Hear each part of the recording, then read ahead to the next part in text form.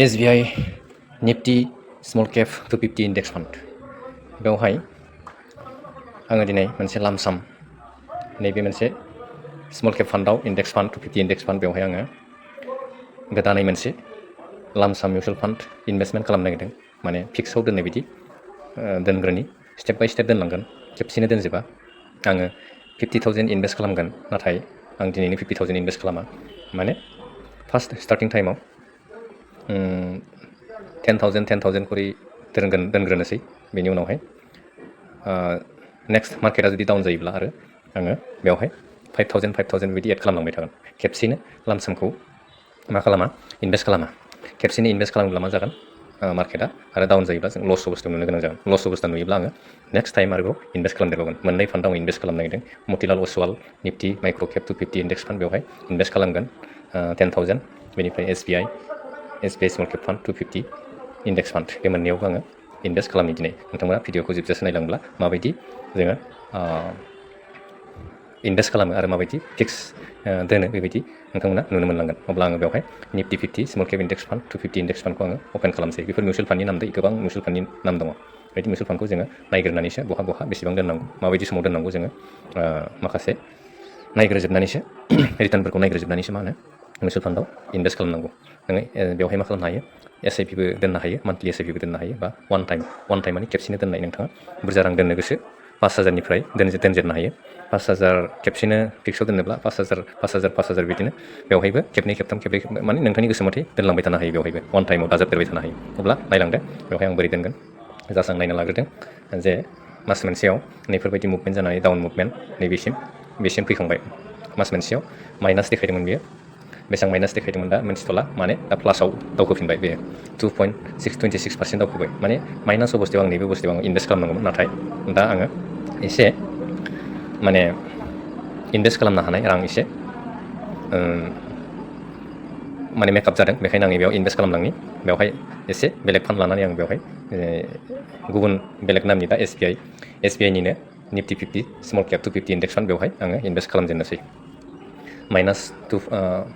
2.26% थांबाय थेवब्लाबो आङो बेवहाय बेखायनो खेबसेनो आङो इनभेस्ट खालामा होनदों खेबसेनो आङो बुरजा इनभेस्ट खालामा बेवहाय मात्र दिनै 10,000ल' इनभेस्ट खालामगोन बेनिफ्राय बै मोनसेयावबो माने माइनास जाथारोमोनब्ला जुदि माइनास रिटार्न जाखायोमोनब्ला आङो बांसिन इनभेस्ट खालामगौमोन बुरजा नाथाय उनावहाय खेबसे आरो डाउन मुभमेन्ट जाफिनबावोब्लाथाय मार्केटआ जुदि खेबसे दावख्लायफिनोब्ला नेक्स्ट मान्थफ्राव नायनोसै जुदि दावख्लायनाय नुयोब्ला इनभेस्ट खालामनोसै आरो नङाबा उनावहाय चान्स लानानै इनभेस्ट खालामफिनबावनोसै नायनो बिदिब्ला आङो अके वान टाइमावहाय आं इनभेस्ट खालामगोन नैबे वान टाइमावहाय आङो क्लिक खालामना होनोसै अब्लानो आङो मा खालामनो हागोन बेवहाय पेमेन्ट खालामनो हासिगोन नोंथांमोना भिडिअखौल' मोजाङै नायलां मोजाङै नायबा माबायदि इनभेस्ट खालाम गासैबो SIPआनो जा वान टाइमानो जा माने एखे रोखोमनि दा वान टाइमाव आं क्लिक खालामसै दै वान टाइमाव क्लिक खालामनाय लोगो लोगो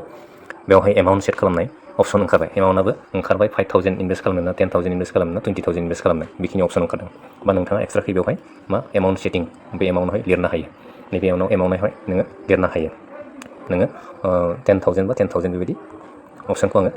बेवहाय टाइपिं खालामना होबाय अब्लाना बेवहाय इनभेस्ट खालामनो हासिगोन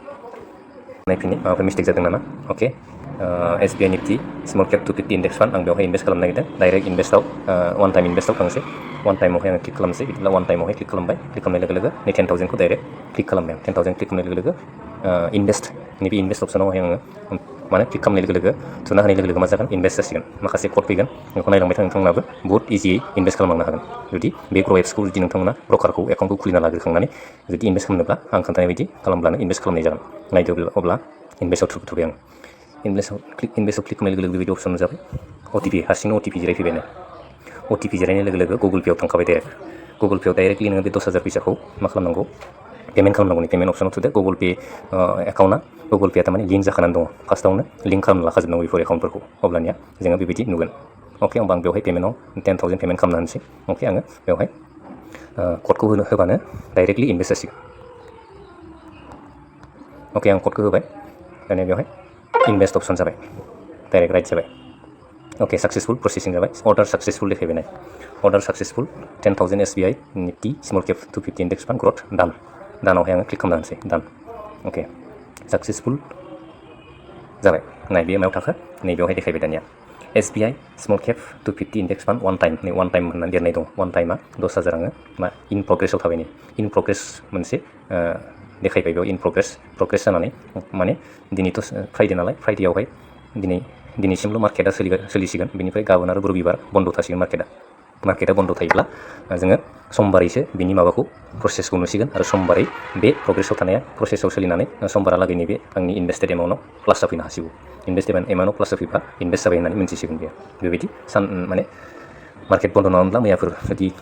दाख्लैफोर इनभेस्ट खालामनायमोनबा जुदि दिनैफोर जानो हासिगौमोन बेवहाय इनभेस्टेड एमाउन्टआव थासिगौमोन आरो बेयो अके बे मोनसे खोन्थाबाय बेनिफ्राय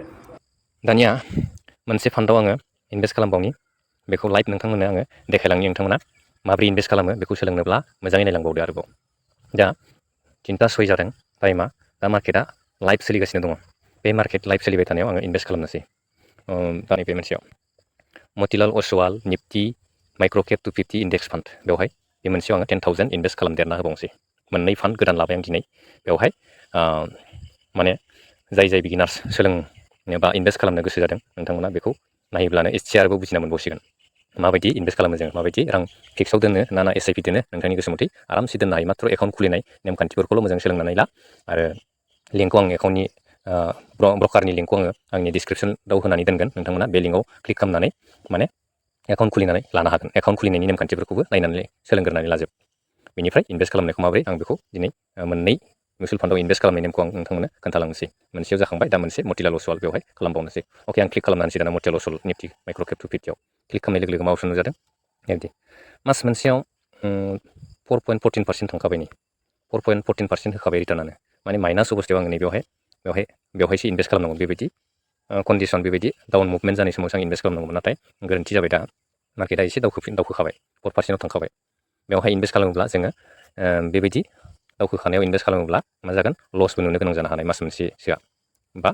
थाङोब्ला थांसिगोन बे गोजौ फारसे थांग्रोनानैसो उनावहाय दावख्लायफिनसिगोन बेबायदिनो स्टेप बाय स्टेप दावख्लाय जाखाबाय थायो बेवहाय माखासे कम्पानि हाबनानै दङ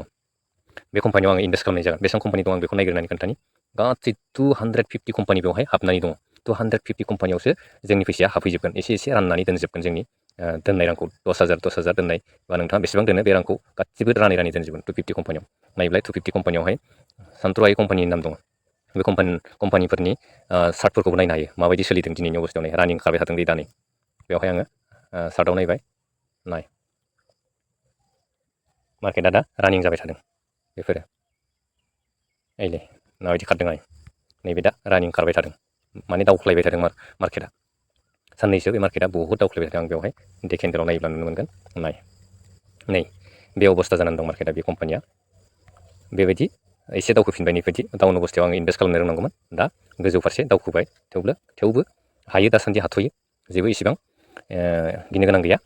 जोङो गोबाव समसिम दोनोब्ला गिनो गोनां गैया नाथाय गोबाव समसिमनो दोनखानांगौ मिउचुवेल फान्डआव दोनोब्लाथाय अब्ला आं मोनसे देखायबाय मार्केटआ माबायदि दावख्लाय जायो बेबायदि केन्डेल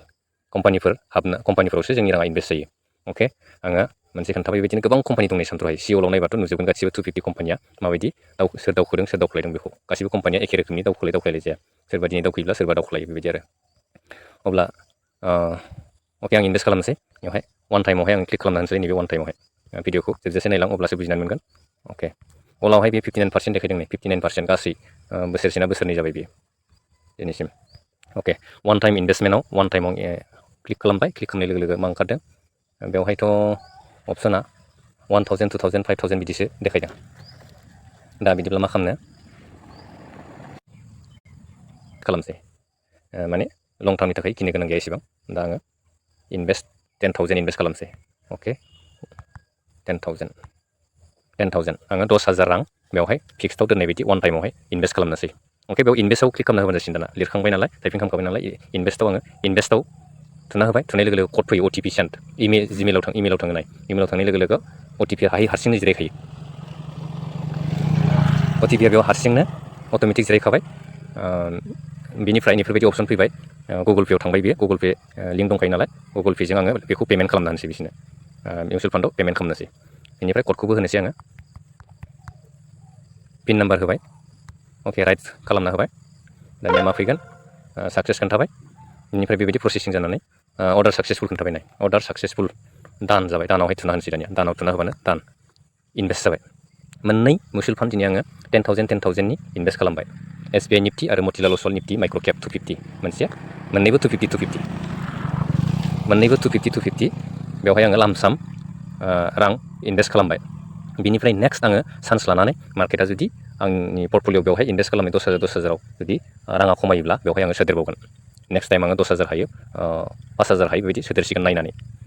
बेखिनि आयदासो लानानै जोङो बेबायदि आयदा लानानै इनभेस्ट खालामनांसिगोन अके जोङो एसआइपि खालामोब्ला नाथाय इसेबां बेबायदि बांद्राय नायनो गोनां गैया एसआइपिआव डाइरेक्टलि जिखुनु टाइमाव नोंथाङा इनकाम जायो बे इनकाम जाजेननायनिफ्रायनो इनभेस्ट खालामलांबाय थानो हायो नोङो बेवहाय बेबायदि दावख्लायनाय जेबो नायनो दरखार गैया एसआइपि खालामोब्ला नाथाय लामसामाव एसे आयदा लायै जोङो इनभेस्ट खालामनो गोनां जायो बिनि थाखायसो आं खोन्थादों लामसाम जुदि दोननो गोसोब्ला लामसामाव दावखोबाय थानायाव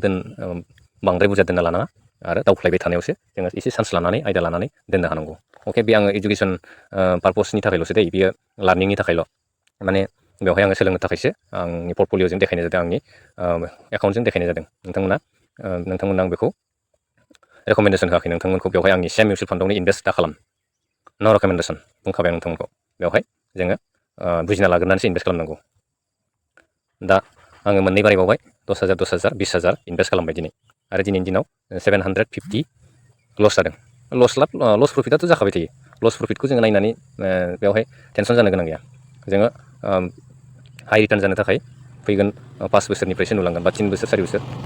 बेबायदिनो नुलांबाय थागोन जोङो इनभेस्ट खालामलांबाय थायोब्लानो आरो बिदिनो जोङो एसआइपिबो खालामदेरलां आरो लामसामबो खालामदेरलांनो हायो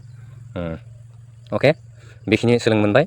बिदिब्ला भिडिअखौ जोबजासे नायबायब्ला लाइक खालामदो आरो साबस्क्राइब खालामदो जुदि गोदानै सोलोंनो गोसोब्ला साबस्क्राइब खालामनानै लादो आरो नायलांबाय था आंनि भिडिअ आपल'ड खालामनायफोरखौ साननै सानथाम मास मोनसे मोननैनि नङा बे मिउचुवेल फान्डआ बेबायदि आरो बेबायदिनो स्टेप बाय स्टेप सोलोंलांबाय था दा आङो भिडिअखौ गोलाव जाबाय बेखिनियावनो दोनथ'नाय जाबाय दिनैनि भिडिअ बेखिनियानो थेंक इउ एभ्रिवान